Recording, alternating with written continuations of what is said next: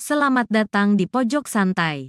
Sebelum Anda mendengarkan audiobook ini, kami menginformasikan bahwa channel ini adalah review audio dari buku yang ada di Indonesia. Untuk membaca keseluruhan buku ini, kami menyarankan membeli buku aslinya di toko buku kesayangan Anda, baik offline maupun online. Keberadaan channel ini dimaksudkan untuk membantu Anda mendapatkan pengetahuan dari buku-buku kesayangan Anda. Jangan lupa untuk subscribe, like, dan komen. Selamat datang di Pojok Santai, channel khusus yang membahas komik dan novel dengan cara asyik. Dalam perjalanan pencarian Wiro untuk menuntut balas, Kalingundil tiba ke sebuah perguruan teratai putih. Entah karena iseng atau memang ada niat jahat, Kalingundil datang dan membuat kerusuhan di sana. Bagaimana selanjutnya? Yuk, langsung saja disimak video kali ini. Tiba-tiba, Kalingundil berteriak nyaring. Tubuhnya melompat ke muka, pedang buntung bergerak. Sinar biru membabat ke samping dan kini tidak sungkan-sungkan lagi melepaskan pukulan tangan kosong yang mengandung tenaga dalam yang tinggi. Namun betapa terkejutnya Gagak Kumara ketika sambaran pedang buntung di tangan lawannya membuat angin pukulan tenaga dalamnya terpental ke samping. "Saudara-saudara," seru salah seorang anak murid perguruan teratai putih. "Manusia kesasar macam begini tak perlu dihadapi satu demi satu. Mari kita tumpas beramai-ramai." "Semuanya tetap di tempat," teriak Gagak Kumara. "Walau bagaimanapun, kita harus jaga nama perguruan dan jangan mencemarkan nama guru. Pegang teguh sifat kesatria dunia Kata-kata Gagak Kumara tak dapat diteruskan, karena saat itu Kalingundil kembali datang menyerang dalam satu jurus yang aneh. Bagaimanapun, Gagak Kumara yang sudah berilmu tinggi ini mengelak, namun tetap saja ujung yang buntung dari pedang biru di tangan lawan berhasil membabat pakaiannya dan menggores kulit dadanya. Pada detik goresan itu, maka Gagak Kumara merasakan badannya menjadi panas. Kalingundil terkekeh. Pedang buntung ini, pedang siluman biru, mengandung racun yang jahat. Dalam 3 jam, nyawamu akan melayang. Terkejutlah Gagak Kumara. Demikian juga saudara-saudara seperguruannya yang lain. Gagak Kumara cabut sebilah keris dari pinggangnya. Saudara-saudara seperguruannya yang lain pun segera cabut keris pula, dan kali ini Gagak Kumara tidak berkata apa-apa lagi. Maka 8 anak murid perguruan teratai putih dengan sebilah keris di tangan masing-masing mengurung Kalingundil yang bersenjatakan sebilah pedang buntung sakti itu. Kalingundil hanya tertawa buruk melihat hal ini. "Sebaiknya kalian bunuh diri saja daripada mati di ujung patahan pedang silumanku ini." "Pedang siluman?" desis anak-anak murid perguruan teratai putih dalam hati.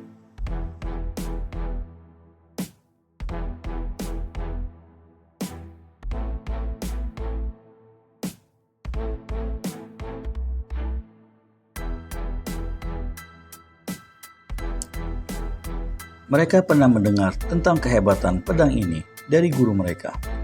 Tapi dikabarkan sejak beberapa tahun yang silam, pedang itu lenyap dan kini muncul dalam keadaan buntung. Tapi benar-benar tidak mempengaruhi kehebatannya. Namun, apapun senjata yang ada di tangan lawan saat itu, anak-anak murid Wirasokananta tidak mempunyai rasa gentar atau kecut sedikit pun. Kedelapannya menyerbu ke muka. 8 keris berkiblat ke arah 8 bagian dari tubuh Kalingundil. Yang diserang menyeringai lalu membentak keras. Tubuhnya berkelebat, sinar biru dari pedangnya menderu seputar badan. 3 jeritan terdengar hampir bersamaan dan 3 saudara seperguruan Gagak Kumara roboh dengan mandi darah. Nyawanya putus di situ juga. Gagak Kumara kertakan geraham, darahnya mendidih oleh amarah. Namun goresan luka telah membuat tubuhnya menjadi kehilangan tenaga. Dikerahkannya seluruh tenaga dalam yang ada di tubuhnya, dan mengamuklah Gagak Kumara dengan segala kehebatannya. Namun, permainan pedang lawan benar-benar hebat, sulit dan sukar diduga jurus-jurusnya. Satu jurus di muka, dua orang saudara seperguruannya lagi roboh tanpa nyawa. Melihat ini, Gagak Kumara segera berseru pada dua orang saudara seperguruan yang perempuan. Wurnimulan, Nyi Ratih, kalian segeralah tinggalkan tempat ini. Cepat lari, selamatkan diri. Tapi kedua gadis itu, meski betina, adalah betina yang berhati jantan. Wurnimulan menyauti, hidup kita bersama kakak Gagak Kumara. Gadis ini berkelebat cepat dan kirimkan satu tusukan cepat ke arah leher lawan.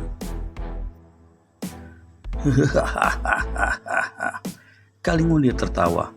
Dielekannya tusukan keris itu dengan miringkan badan, dan di saat itu pula kaki kirinya bergerak. Puk! Saudara seperguruan Gagak Kumara laki-laki yang terakhir terpelanting ke dinding. Tulang dadanya melesak ke dalam, dihantam tendangan Kalingundil. Jantung dan paru-parunya pecah, nyawanya lepas. Gagak Kumara sendiri saat itu sudah kehabisan tenaga. Luka di dadanya dan racun pedang siluman sangat mempengaruhi keadaan tubuhnya ke segenap pembuluh darah. Dia tahu sebentar lagi dia pasti akan menyusul saudara-saudara seperguruannya yang lain. Karena itu, sekali lagi dia berseru memberi ingat. Wurnimulan, Nyi Ratih, larilah sebelum terlambat. Gadis-gadis cantik ini tak akan bisa pergi jauh. Nasib kematian kalian sudah ada di ujung pedang silumanku. Tapi sebelum mati, keduanya akan kuhadiahkan dunia terlebih dahulu. Kalingundir tertawa mengekeh. Gagak Kumara yang tahu maksud dan arti kata-kata lawannya itu untuk sekian kalinya berteriak memberi ingat. Namun kedua gadis itu tak mau ambil peduli, malahan menyerang dengan hebat.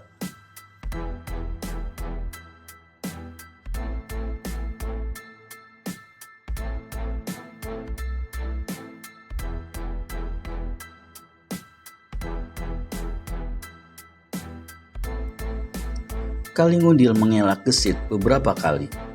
Kemudian dengan kecepatan yang luar biasa, dengan mempergunakan hulu belakang senjata di tangan kirinya, laki-laki itu menotok Wurnimulan dan Nyi Ratih. Keduanya kini kaku tak bergerak. Tahu malapetaka apa yang bakal menimpa kedua saudara seperguruannya itu. Dengan sisa tenaga yang ada, dengan segala kehebatan yang masih dimilikinya, Gagak Kumara menyerbu Kalingundil dari samping. Yang diserang sambil putar badan berkata, ajalmu sudah di depan mata, maut sudah di depan hidung. Sebaiknya bunuh diri saja. Terima kerisku lebih dulu, manusia durjana. Kami tidak ada permusuhan dengan kau. Kenapa kekejamanmu lewat takaran macam begini? Ah, sudahlah. Biar mulutmu kututup saja saat ini, kata Kalingundil pula. Pedang siluman biru membabat ke perut Gagak Kumara. Dielakkan dengan melompat oleh murid Wirasokananta itu. Namun begitu melompat, senjata lawan kembali memburu lebih cepat. Kini menderu ke muka Gagak Kumara. Tak sanggup lagi dikelit oleh laki-laki ini. Usaha terakhir yang dilakukan Gagak Kumara untuk menyelamatkan dirinya ialah melintahkan keris di mukanya. Pedang siluman biru buntung terus membabat senjata masing-masing beradu keras. Bunga api memercik dan keris Gagak Kumara patah dua, sedang senjata lawan terus membabat mukanya.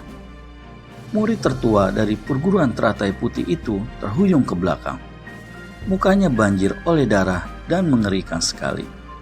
Perlahan-lahan lututnya tertekuk dan pinggangnya meliuk. Gagak Kumara terduduk di lantai sebelum tergelimpang dan menghembuskan napas penghabisan. buntungan keris yang masih tergenggam di tangannya dengan segala tenaga yang ada dilemparkannya ke arah Kalingundil. Tapi serangan yang hampir tiada artinya ini dengan mudah dielakkan oleh Kalingundil. Kalingundil tertawa mengekeh. Noda darah yang membasahi pedang siluman biru yang buntung itu disekahkannya kembali ke balik pinggang. Kemudian laki-laki ini memutar tubuh. Sepasang matanya yang kini berkilat-kilat memandangi tubuh dan paras Murni Wulan serta Nyi Rati yang saat itu berdiri kaku tak berdaya karena ditotok tadi. Kalian berdua tak perlu mati buru-buru, kata Kalingundil. Ujung lidahnya dijulurkannya untuk membasahi bibirnya. Dia melangkah mendekati Murni Wulan. Tangan kirinya bergerak dan berat. Robeklah baju perguruan yang dipakai oleh gadis itu. Dadanya terbuka lebar, putih dan mulus padat. Kalingundil menjadi terbakar tubuhnya oleh nafsu yang menggelegak. Tangan kirinya bergerak lagi, dan bergerak lagi. Habis sudah murid-murid perguruan teratai putih terjerembab oleh hawa nafsu bejat Kalingundil, manusia bejat dan pendendam. Kemana lagi perjalanan manusia jahat ini melangkah? Temukan jawabannya di video selanjutnya hanya di channel Pojok Santai. Segera subscribe dan tekan tombol lonceng untuk mendapat notifikasi video terbaru dari kami. Terima kasih dan sampai bertemu kembali.